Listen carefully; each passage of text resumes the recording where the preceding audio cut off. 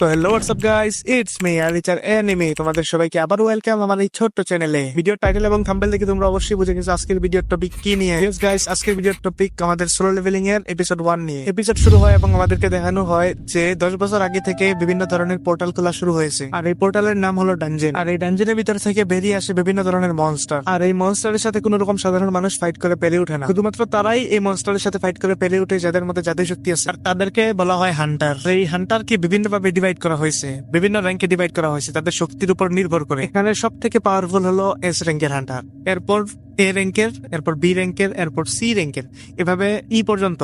ই হলো সব থেকে কমজোরি হান্টারদের গ্রুপ। আর এই শক্তিটা হলো এমন, যদি কোনো হান্টার একবার এই শক্তিটা পেয়ে যায় তখন আর সে এটাকে বাড়াতে বা কমাতে পারে না। যদি সে এ র্যাঙ্কের পায় তাহলে সে এ র্যাঙ্কেরই, যদি সে বি র্যাঙ্কের পায় তাহলে সে বি র্যাঙ্কেরই হান্টার থেকে যায়। এরপরে সিন পরিবর্তন হয় এবং আমাদেরকে অতীতের একটি দৃশ্য দেখানো হয়, 3 বছর আগের দৃশ্য, যেখানে কিছু হান্টাররা বিভিন্ন পিঁপড়ার সাথে ফাইট করতেছে, কিন্তু তারা পিঁপড়ের মতো দেখা সেই মনস্টারের সাথে ফাইট করে পেরে উঠতেছিল না। তারা ছিল লো র্যাঙ্কের হান্টার। সেই সময় কিছু এস র্যাঙ্কের হান্টার আসে আর পিঁপড়েদের সাথে লড়াই শুরু করে, এবং সেই সময় দেখা যায় যে যুদ্ধের পরিস্থিতি বদলে গেছে। র্যাঙ্কের হান্টার গুলো তাদেরকে খুব সহজেই মেরে ফেলে এবং তারা এখানে জিতে যায়। আর সেই মুহূর্তেই কিছু সাদা পিঁপড়ের এন্ট্রি হয়। তারা দেখতে খুব বড় বড় হলেও তারা সেই হান্টার গুলোর সাথে পেরে ওঠে না। তখনই আমাদেরকে দ্বীপের অন্য পাশের একটি ঘটনা দেখানো হয়, যেখানে আরেকটা এস র্যাঙ্কের হান্টার তার আগুনের পাওয়ার দিয়ে অ্যাটাক করে। এখানে লাল রঙের পিঁপড়ে গুলো মারা গেলেও সাদা রঙের পিঁপড়ে গুলো বেঁচে যায়। এর ঠিক পর মুহূর্তেই আশেপাশের সকল হান্টার গুলো তাই সেই সকল পিঁপড়ে গুলোকে মারতে যায়। এরপরেই সিন পরিবর্তন হয় এবং আমরা চলে আসি বর্তমানে। এদেরকে দেখানো হয় যে সাউথ কোরিয়ার একটা কনস্ট্রাকশন সাইটে নতুন একটা গেট ওপেন হয়েছে। তখন সেখানে অনেকগুলো হান্টার একত্রে জড়ো হয় এই ডানজেন গেটটাকে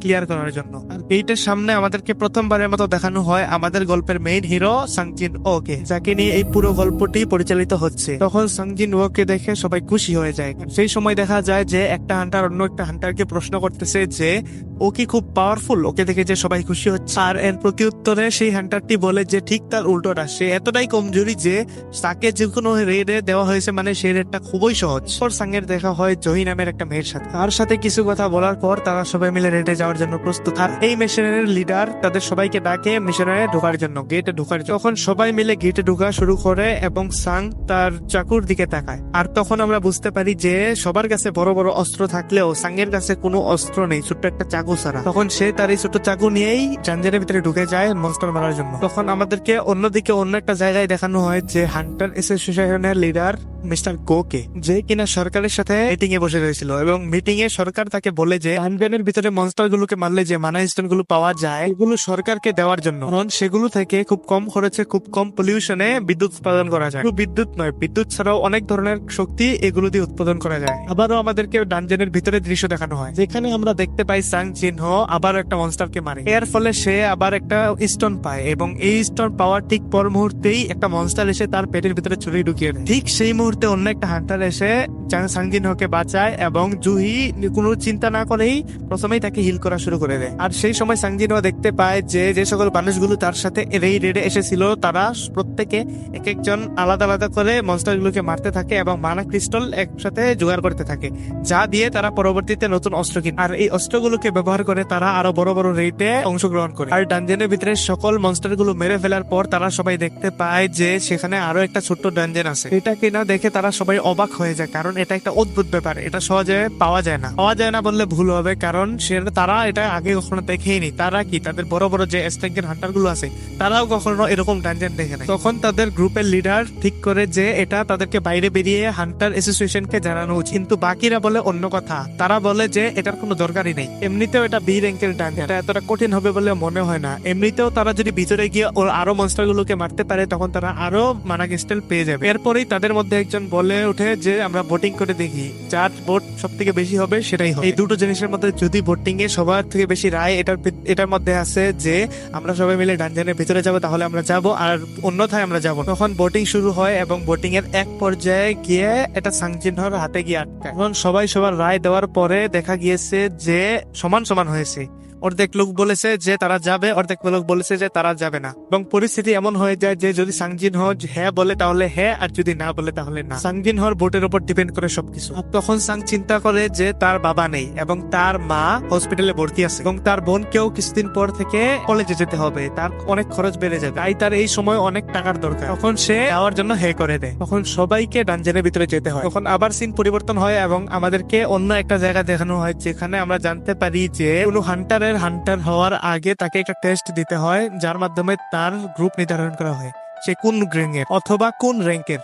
আর এই র্যাঙ্কের উপর ভিত্তি করে গিল্ড গুলো তাদেরকে কাজ দেয় বা জব দেয়। এই সময় আমাদেরকে দেখানো হয় সাউথ কোরিয়ার সব থেকে টপ গিল্ডের লিডারকে, আর সেই গিল্ডের নাম হলো হান্টার গিল্ড, আর সেই গিল্ডের লিডারের নাম হলো মিস্টার চো। আর সে বলে হান্টারদের বয়স যাই হোক না কেন, তাদের ট্যালেন্ট দেখে তাদেরকে হায়ার করা দরকার। তারপরেই আমাদেরকে দেখানো হয় সাউথ কোরিয়ার আরো একটা এস র্যাঙ্কের হান্টার, যার নাম হলো চা হিন। তারপর আমরা দেখতে পাই যে হান্টার চা রাস্তার মধ্যে থেকে একজন চোরকে ধরছে, আর সে চোরকে ধরার পর দেখা যায় যে রাস্তার মধ্যে অনেক মানুষ জড়ো হয়ে গেছে। অন্যদিকে ডানজনের ভিতরে দেখা যায় যে সাংজিন মিস জুইকে বলছে যে আই এম সো সরি, আমি আসলে আসতে চাইনি, আমাকে আসতে হলো, তাছাড়া আমার জন্যই তোমাকে ডানজনের ভিতরে আসতে হলো। তখন জুহি তাকে রাগ দেখানো শুরু করে আর বলে যে তুমি একটু আগে মরতে মরতে বেঁচেছো, তুমি আবার কি করে ডানজনের ভিতরে ঢোকার সাহস করলে? তখন সাং আবার বলে যে তাকে ক্ষমা করে দাও, সে ভুল করে ফেলেছে। তখন জুহি বলে যে ক্ষমা করতে পারি, তার বদলে তোমাকে আমাকে খাওয়াতে হবে। আর এই সমস্ত কথা বলতে বলতেই তারা ডানজনের ভিতরে প্রবেশ করে ফেলে। আর অন্যদিকে আমাদেরকে দেখানো হয় যে মিস্টার গো নতুন সকল হান্টারদেরকে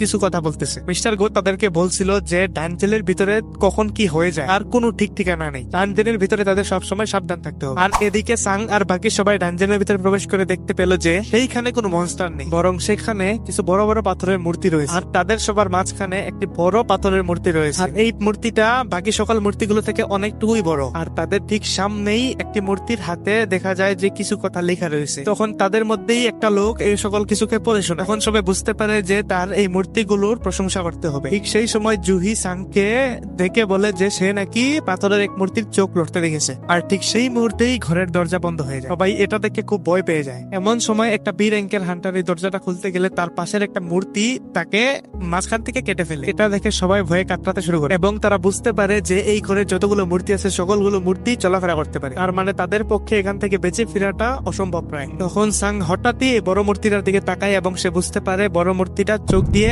আক্রমণ করতে যাচ্ছে, কারণ সেই বড় মূর্তিটার চোখ লাল হয়ে গিয়েছে। আর ঠিক সেই মুহূর্তেই সাংজিনো সবাইকে বলে উঠে যে তোমরা সবাই নিচে ঝুঁকে যাও, আর না হলে তোমরা সবাই মারা পড়বে। আর এটা বলতে না বলতেই সেই বড় মূর্তির চোখ থেকে মায়ার আগুন বেরিয়ে আসে, আর এই এটাকে একটা হান্টার নিমেষেই মারা যায়। সাং আগে থেকে সবাইকে জানিয়ে দেয়, আর এই জানিয়ে যাওয়ার কারণেই সব হান্টার বেঁচে যায়, শুধু একটা হান্টারই মারা যায়, দিলুয়ের সাথে। এর আগেও অনেক ডানজনে অনেক রকমের ঘটনা ঘটেছে, কিন্তু এরকম ভয় সে কখনোই পায় না। একবার একটা ডানজনে তো সে মারাই যেত, সে কোনোভাবে সেখান থেকে বেঁচে ফিরেছে, কিন্তু এরকম ভয় সে আগে কোনোদিনই ফিল করেনি। সে এখন তার সামনে তার মৃত্যু দেখতে পাচ্ছিল। এর মধ্যে দিয়ে সোল লেভেলিং এর এপিসোড 1 শেষ হয়ে যায়। এপিসোড 1 আপনাদের কাছে কেমন লাগলো অবশ্যই কমেন্টে জানান। এপিসোড 2 খুব শীঘ্রই এই চ্যানেলের ভিতরে আপলোড করা হবে। আজকের মতো বিদায়, আল্লাহ হাফেজ।